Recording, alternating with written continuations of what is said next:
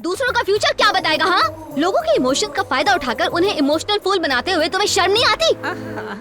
आजादी इंसानों का नहीं, जानवरों का भी हक है। ये क्या कर रही हो? ये है इसका असली फ्यूचर।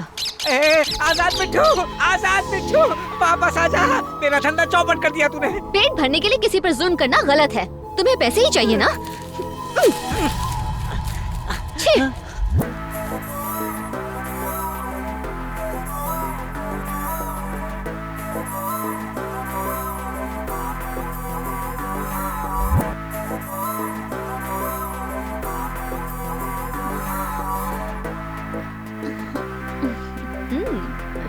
ये लो, पेट भर के खाना। हाँ, और ले लो। बहुत अच्छा काम किया। मैं उस दिन गई थी वहाँ पर। क्या बात है, हाँ, समझ रहे हो? मुझे तो उसका सामान बहुत अच्छा लगा। अगली बार जाऊंगी तो खरीदूंगी। अरे रुक रुक, अरे कहाँ भागी? ठीक है, चलो। हेलो, क्या चाहिए? तुम कमाल हो, सच में बड़ी प्यारी हो। बल्कि सिर्फ तुम ही नहीं, तुम्हारी सोच भी बहुत प्यारी है। हाँ जानता हूँ, किसी अजनबी को ऐसे सड़क के बीच तारीफ करना अजीब तो है, शायद गलत भी हो, पर अपने जज्बात छिपाना भी तो गलत है। मैं तुम्हें बहुत ज्यादा पसंद करता हूँ। क्या तुम मुझसे शादी करोगी? तुम तो कुछ कह ही नहीं रही हो। मैंने कुछ गलत कहा तो सॉरी। हाँ, गलत ही तो है। किसी 2 बच्चे की माँ से यूं सड़क पर चैटिंग करके सेटिंग करना गलत है। रुको, मम्मी आ रही है। मेरे जैसी हाउसवाइफ सिर्फ सब्जी खरीदने और बच्चों को स्कूल लेने छोड़ने के लिए घर से निकलती है। अब तुम ऐसे रोक कर मेरी ये आजादी भी छीनना चाहते हो? रुको रुको, देखो मम्मी आ गई है। चलो अब घर चले। चलो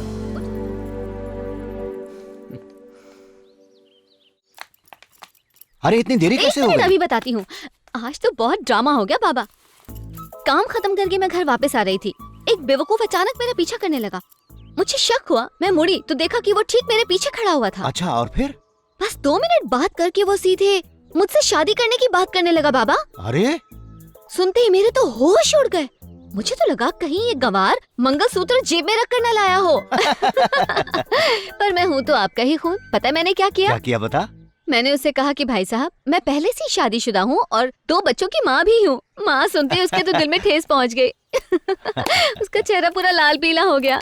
वो लड़का कहीं ये तो नहीं? लगता है शौक हो गई।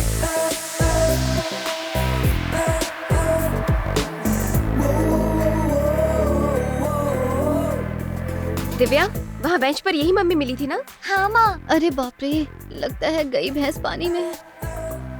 तूने जो कुछ भी कहा सब झूठ कहा, पर मैंने इसे सब कुछ सच कहा है। मैंने तो इसे अपना दामाद मान भी लिया है। इसका नाम है जगन, मेरा दोस्त है और इसका दिल सोने का है। बचपन से गुरुकुल में हम साथ ही पले बढ़े। हमारी अपनी कोई फैमिली नहीं। इसका मैं हूँ और मेरा ये है। अगर आप चाहें तो रिश्ते की बात आगे बढ़ाते हैं। हाँ हाँ बिल्कुल बढ़ाते हैं। एक ही बार मिलके आप फैसला कैसे कर सकते हैं? तुम शायद गलत समझ रही हो। मुझे तो पहली नजर में ही प्यार हो गया था, पर बिना तुम्हारी रजामंदी के शादी के बारे में सोचना भी बहुत बड़ी बेवकूफी होगी।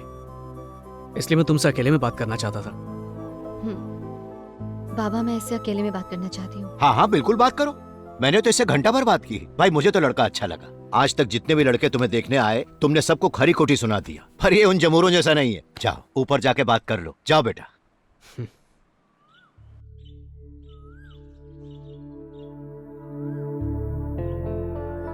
मुझे शादी करके घर बसाने में कोई इंटरेस्ट नहीं। क्यों? जहाँ तक बाबा का सवाल है, मेरी शादी उनका सबसे बड़ा सपना है। पर मुझे लगता है मुझे कभी भूल कर भी शादी नहीं करनी चाहिए।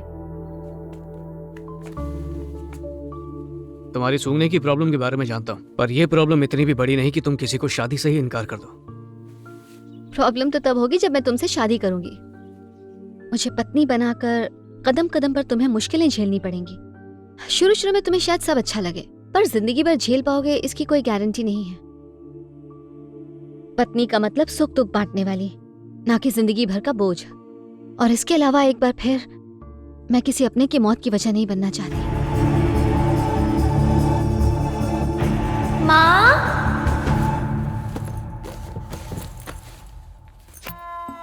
माँ के सैंडल्स गायब हैं। मतलब आज भी सब्जी लेने मार्केट गई है। चलो अच्छा हुआ, आज मैं गाने सुनते हुए डांस करूंगी।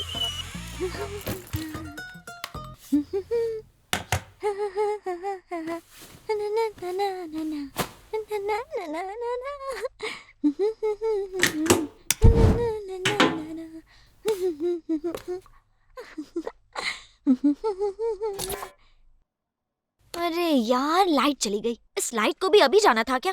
नो प्रॉब्लम, वॉकमैन तो है।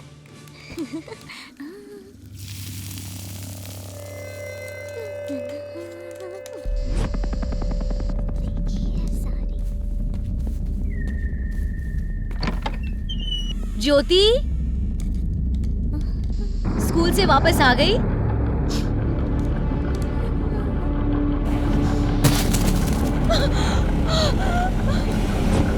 पागल लड़की।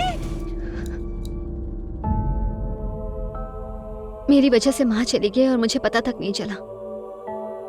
जो भी मेरे साथ रहेगा उसकी जान पर खतरा मंडराता रहेगा। इसीलिए मैंने लोगों की भलाई को ही अपनी जिंदगी बना लिया है। अब हर कोई मदर टेरेसा तो नहीं बन सकता, लेकिन उनके बताए रास्ते पर तो चल सकता है। और भलाई के रास्ते पर चलने के लिए मैं हर बार अपने पति से परमिशन बिल्कुल नहीं मांगना चाहती। मैं सिर्फ अपने पति का घर संभालने में जिंदगी नहीं बिता सकती। एक मिनट, तुम्हारी शादी ना करने की वजह क्या है? तुम्हारा कुछ ना सूंघ पाना या लोगों की भलाई में तमाम जिंदगी गुजारना? एक बार फिर से कहता हूं, मैं तुम्हें बेहद चाहता हूं, पर फिलहाल तुम्हारी जिंदगी में बहुत कंफ्यूजन है। इट्स ओके, जब ये कंफ्यूजन दूर हो जाएगी मैं तुम्हारे सपनों में आने लगूंगा। और जब आने लगूं तो बाबा के हाथ मैसेज भिजवा देना। फिर मिलेंगे। एक और बात। हाँ? देख लेना, एक दिन तकदीर हम दोनों को मिलाएगी जरूर। चलो बाय। तो क्या पढ़ाया टीचर ने? सुना था अप्सराएं दिल से सोचती हैं, आज देख भी लिया, पर वो मेरी होके रहेगी। कोई पसंद तो आई है। बाय। हाँ?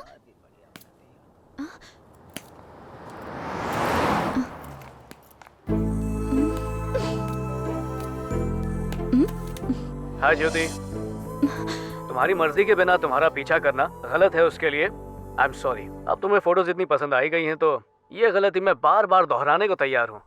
हेलो, इधर उधर क्या देख रही हो? मैंने सोच लिया है, शादी तो तुमसे ही करूंगा। मैं अपनी पूरी जिंदगी सिर्फ तुम्हारे साथ बिताऊंगा। तुमने मुझे अपना दास नहीं बनाया ना, तो कसम खा के कहता हूँ देवदास बन जाऊंगा। मैंने तो बोल दिया, अब तुम्हारी मर्जी।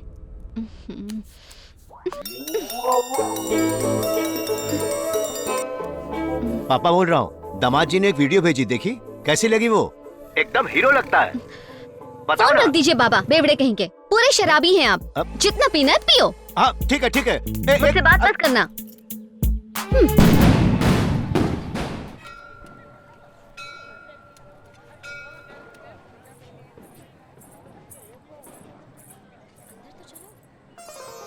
आओ बेटी, 7 सप्ताह पूरे हो गए ना। कार्तिक पूर्णिमा के दिन तुम्हारा व्रत भी पूरा हो गया। देवी माँ तुम्हारी सारी मनोकामनाएं जरूर पूरी करेंगी। ये लो, थैंक यू दीदी। संभल के जाना।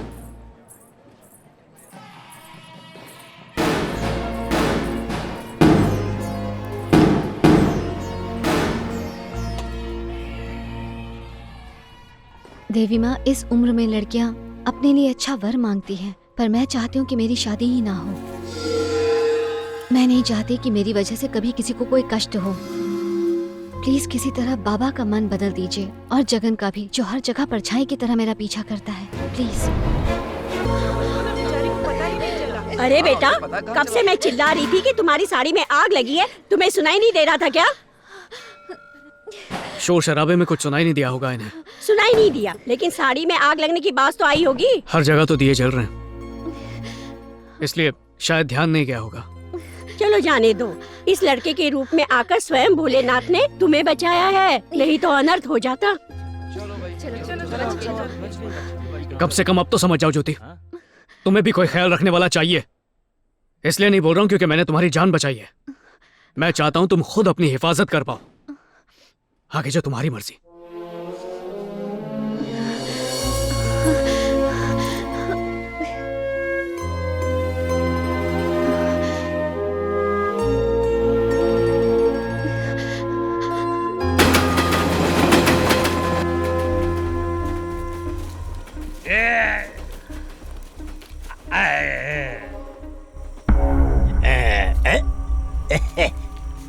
वैसे तो स्कूल के अंदर भी साफ सुथरा टॉयलेट बना हुआ है, लेकिन खुले में पेड़ के नीचे ठंडी हवा में शौच करने का मजा कुछ और ही है।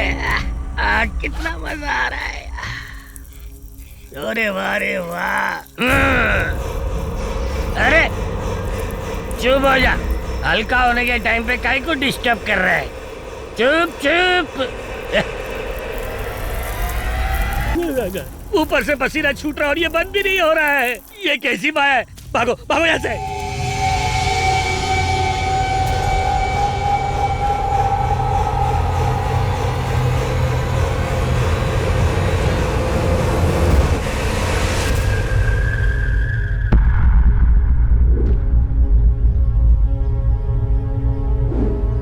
ये रायता किसने फैलाया? बोलो, मुंह में दही है क्या? सच बोल दिया तो इनकी भी मेरी तरह पैंट गीली हो जाएगी। अरे तुम ही कुछ बोल दो। मैंने सारा सामान उतरवाकर रूम बंद करके रूम की चाबी इन्हें दे दी थी सर। हाँ दी थी ना, मैंने चाबी आपके कमरे में रख दी थी। तो फिर ये कैसे हुआ?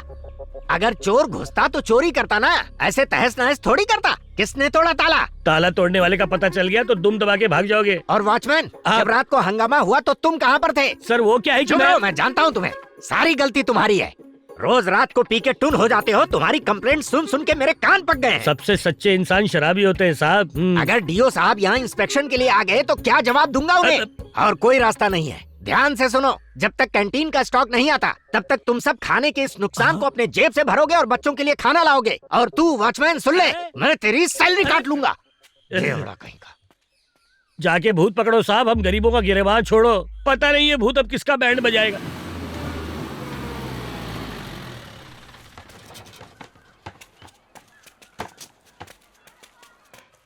प्लेट ठीक से पकड़ो बेटा। हाँ, अब तुम आज लीजिए। यहाँ जितने भी टीचर हैं सब अपने अपने घर का खाना खाते हैं और तुम बच्चों के साथ बैठकर वही खाना खाती हो जो बच्चे खाते हैं। Thank you. बहुत अच्छा लगता है। मौसी अंडा दो। जानती हूँ, तुम्हें तो 2 अंडे भी कम पड़ेंगे।